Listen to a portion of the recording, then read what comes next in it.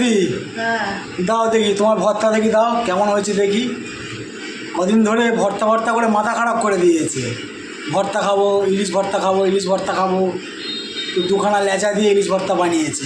দেখি এবার খেয়ে দেখি কেমন হয়েছে। দিয়ে ফেলেছে ভর্তা, তো খেয়ে আমি বলছি যে কেমন হয়েছে, খাই।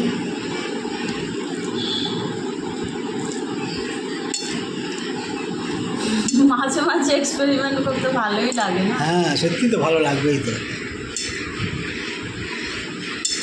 নতুন নতুন খাবার বানানো ভালো। মানে এটা আবার ইলিশ ভর্তা হয়তো অনেকে খায়, আবার অনেকেই খায়, শুধু যে আমরা খাচ্ছি সেটা নয়। অ্যাকচুয়ালি ইলিশের লেজা ভর্তা ওপার বাংলার লোকেদের ফেমাস, ওদেরই রেসিপি এটা, ওপার বাংলার লোকেদের। আচ্ছা, এখন এপার বাংলাতেও চলে আসছে সব কিছু রান্না বান্নায়, ওদের রান্না। তো দেখি, খেয়ে দেখি কেমন হয়েছে।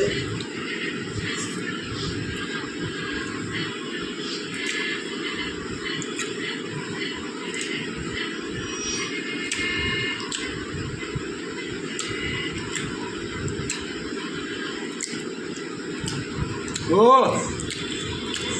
বন্ধুরা, তোমরা যদি না খাও আমি বলে বোঝাতে পারবো না যে কতটা সুন্দর হয়েছে খেতে।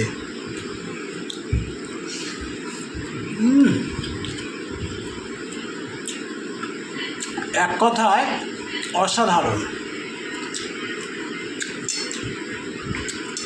তাহলে চলো আমিও খেতে বসে যাই, ঘুম পেয়ে গেছে, আজকে সারাদিন একটু রেস্ট নেওয়া হয়নি তো। থ্যাংক ইউ সো মাচ এত সুন্দর একটা খাবার বানিয়ে খাওয়ানোর জন্য। ওয়েলকাম। তো বন্ধুরা, আনন্দ পেয়েছে তো? খুব আনন্দ, কি মানে খুশি হয়েছি। ব্যাস, তুমি খুশি হলেই খুবই খুশি হয়েছি, মানে খেয়ে তৃপ্তি পাচ্ছি। তো বন্ধুরা, একবার ইলিশ ভর্তা খেয়ে সবাই দেখতে পারো, খুবই সুন্দর লাগবে, মানে খুবই ভালো লাগবে খেতে। ভিডিওটা এখানেই শেষ করলাম। একটু জমিয়ে খাওয়া দাওয়াটা করে নিই, কারণ এক হাতে ক্যামেরা ধরে আছি, মানে মন দিয়ে খাবো। এত সুন্দর রান্না হয়েছে, মন দিয়ে খাবো। আর ভিডিওটা ভালো লাগলে একটু লাইক কমেন্ট শেয়ার করে দিও। দেখি, আমি একটু খেয়ে দেখি। দেখো বন্ধুরা, দেখায়।